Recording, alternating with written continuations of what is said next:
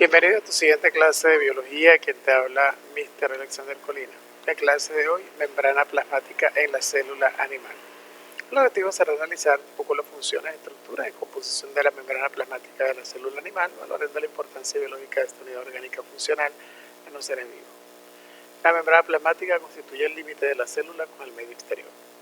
Por supuesto, lo que rodea al citoplasma, la composición química.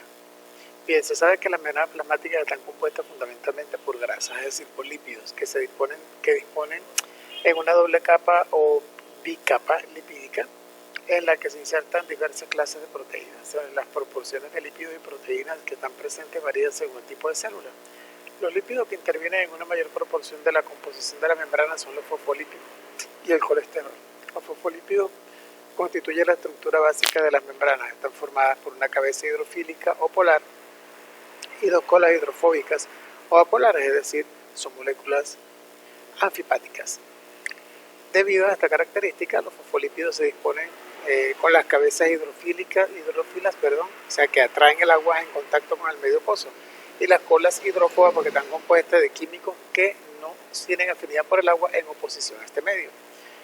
A menudo las colas apolares están formadas por una cadena de ácidos grasos saturados, es decir, que no presenta dobles enlaces, y otra insaturada, es decir, que presenta dobles enlaces. Esta última cadena presenta codos, por los que dan lugar a una ligera curvatura que tiene importancia para el acoplamiento de los lípidos a la hora de formar una estructura en la membrana.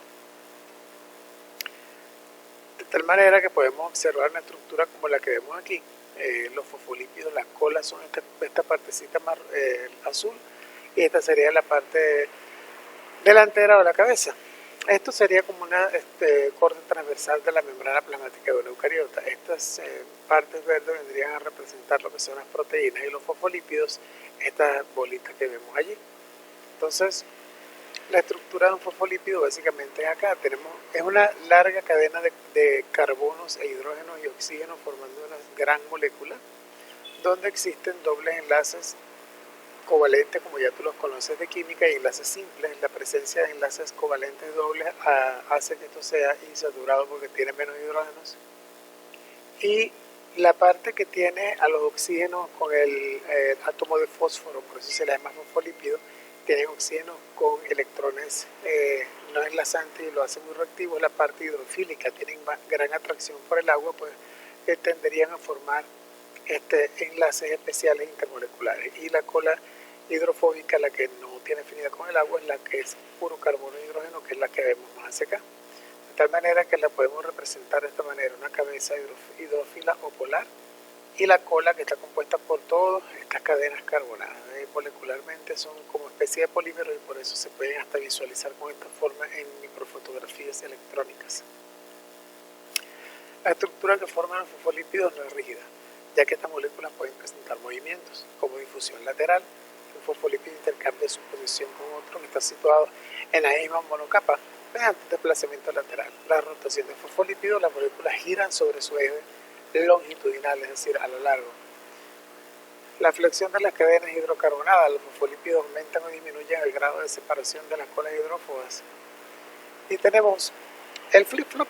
Un fosfolípido se desplaza verticalmente y ocupa un lugar en la monocapa opuesta. Este tipo de movimientos es muy poco frecuente. Como veremos más adelante, estos movimientos intervienen decisivamente en los mecanismos de transporte de las sustancias a través de la membrana, que son básicamente una de sus principales funciones. Y aquí podemos ver el movimiento de rotación a través de ellos, el movimiento de difusión laterales que se mueven entre ellos mismos de un punto a otro dependiendo de los gradientes de concentración, y la difusión transversal cuando van de una capa a otra, es decir, un movimiento vertical, un flip-flop, como los chicos que practican parkour, que llaman flip-flop, o los gimnastas, la vuelta completa. El movimiento de las moléculas en la capa es de esa manera. Y el colesterol, que se encuentra en la proporción del 20% en las membranas de las células eucariotas. Las moléculas de colesterol se disponen de forma intercalada entre los fosfolípidos. Esta disposición limita la movilidad de los fosfolípidos, lo cual proporciona estabilidad a la membrana y también reduce la permeabilidad. Aquí te dejo una reseña sobre el colesterol. Está compuesto también de proteínas que están insertadas en la bicapa lipídica. Muchas se unen al glúcido y forman glucoproteínas. Se distinguen las proteínas transmembrana o proteínas integrales. Son las que atraviesan completamente la membrana y sobresalen de ambas caras. Las proteínas transmembranas tienen aminoácidos hidrófilos en las zonas que sobresalen al exterior y al interior de la célula. Y las proteínas periféricas o extrínsecas no atraviesan la estructura de la membrana y sobresalen por una de las dos caras. Que las proteínas son las encargadas de la mayor parte de las funciones biológicas que desempeñan las membranas, participando en reacciones energéticas en los intercambios a través de membranas. Muy bien. Y las funciones las podemos resumir en esta diapositiva. Tenemos la membrana mantiene la integridad estructural de la célula, pero además también controla dos funciones básicas, el transporte de sustancias a través de ella y los contactos entre las células. No olvidemos que la unión de células forma los tejidos y las uniones se basan básicamente en el contacto de las membranas plasmáticas. Ocurre transporte de sustancias a través de la membrana. Bien, hablamos del transporte de moléculas pequeñas. Dentro de este tipo de mecanismos de transporte se distingue el transporte pasivo y el activo.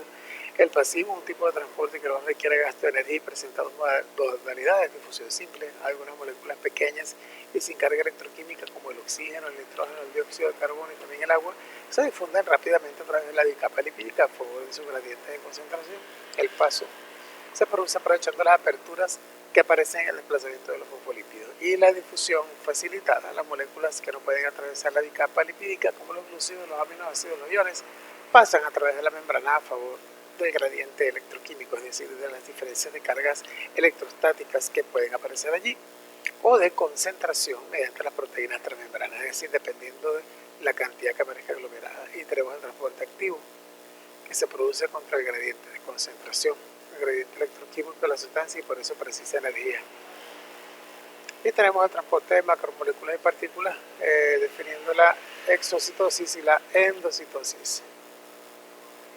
La exocitosis, que tiene lugar cuando una macromolécula o una partícula debe pasar del interior al exterior de la célula a través de las vesículas secretoras. Y tenemos también la endocitosis, caso contrario, por supuesto. Es un proceso de incorporación de sustancias a las células. Bien. Y cuando las vesículas, alcanzan un diámetro superior a 1500 a 150 micrómetros y contienen partículas grandes, como el resto de celulares y microorganismos, se habla de fagocitosis. Y como se forman unos brazos especiales para que ellas se coman lo que no necesitan. Y las vesículas, si son pequeñas, entonces contienen fluido, el proceso se llama pinocitosis. La fagocitosis se produce en células con cierto grado de especialización, como algunos protozoos, para que es una parte esencial del proceso de nutrición, así como algunos linfocitos que comen bacterias.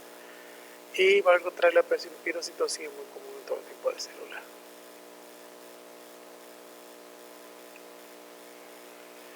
Y la excreción celular, que por supuesto la célula necesita expulsar del interior sus desperdicios, que genera a través del metabolismo, así como captar nutrientes del medio externo. Estas acciones se llevan a cabo gracias a la capacidad de la membrana de permitir el paso selectivo de alguna sustancia. Entonces tiene una selección selectiva a la hora de permitir el paso.